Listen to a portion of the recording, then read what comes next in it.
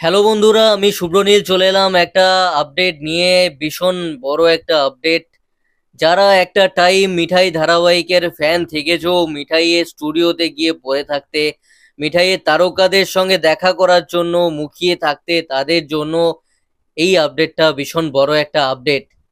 এখন তো আর সেই সুযোগ তোমাদের হয় না যে কোনো তারকার সঙ্গে তোমরা ভারতলক্ষ্মী স্টুডিওতে গিয়ে দেখা করবে। একটা টাইম ছিল যে সময় আমি দেখতাম ফ্যানেরা শয়ে শয়ে আসছে, ভিড় করে দাঁড়িয়ে থাকছে, যখন কোনো স্টার ঢুকছে গাড়ি নিয়ে তার পেছনে ছুটছে। সেসব একটা স্মৃতি তোমাদের মনের মধ্যে থাকবে সারা জীবন, আমি জানি।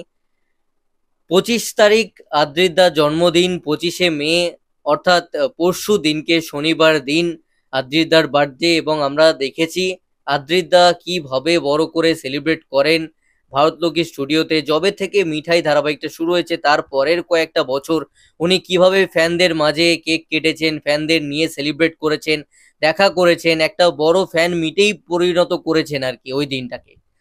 তো সেইটা আবারও ফিরছে।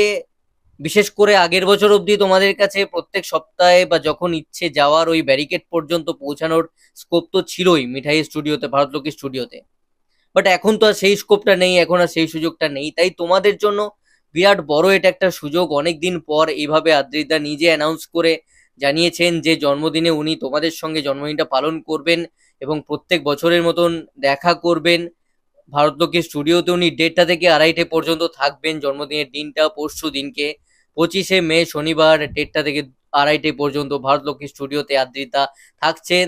তো যারা ফ্যান্স রয়েছে, যারা একটা টাইম এইভাবে মিট করতে, তাদের কাছে আবারও একটা বড় সুযোগ, আবারও একটা বড় সুবর্ণ সুযোগ। তো দেরি করো না, পরশুদিনকে একটা বড় সুযোগ এসছে, মিস করো না কেউ। অবশ্যই পরশুদিনকে যেও আমি বলবো, কারণ এটা সচরাচর আসবে না। পরের বছর উনিও যদি সিনেমা করে হিট দিয়ে দেন, পরের বছর কে বলতে পারে হয়তো আর এই ধরনের কিছু ইভেন্ট করলেনই না। এই বছরটা করছেন, দেখা করা তোমাদের কাছে একটা বিরাট বড় সুযোগ। তো কাজে লাগাও।